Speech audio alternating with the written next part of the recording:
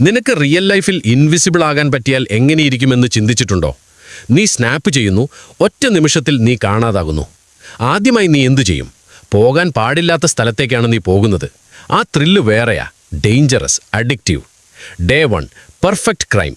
നീ നേരെ ഒരു ബാങ്ക് വാൾട്ടിലേക്ക് നടക്കുന്നു. ആരും കാണില്ല. ലക്ഷങ്ങളെടുത്ത് പുറത്തേക്ക് വരുന്നു. പക്ഷെ ഒരു പ്രോബ്ലമുണ്ട്. പണം ഇൻവിസിബിൾ അല്ല. ഇപ്പം മുതൽ ടെൻഷൻ തുടങ്ങുന്നു. പണം മതിലുകൾക്കുള്ളിൽ ഒളിപ്പിക്കുന്നു. ഈ ഫെറാരി എങ്ങനെയാണ് വാങ്ങിയത് എന്ന് ആരെങ്കിലും ചോദിച്ചാൽ എന്തു പറയും എന്ന ഭയം. ഒരു മാസം കഴിഞ്ഞപ്പോൾ കേഴ്സ് തുടങ്ങുന്നു. നീ ഫ്രണ്ട്സിനെ സ്പൈ ചെയ്യുന്നു. അവർ നിന്റെ പിറകിൽ എന്തു പറയുന്നു എന്ന് കേൾക്കുന്നു. നിന്റെ പാർട്ട്ണർ പിന്നിൽ ഫ്ലേർട്ട് ചെയ്യുന്നത് നീ കാണുന്നു. ഇപ്പോൾ നീ വളരെ കൂടുതലായി അവരെക്കുറിച്ച് അറിയുന്നു. ആരെയും വിശ്വസിക്കാൻ പറ്റുന്നില്ല. ലവ് ചെയ്യാനും പറ്റുന്നില്ല. കാരണം എല്ലാം നീ കണ്ടു.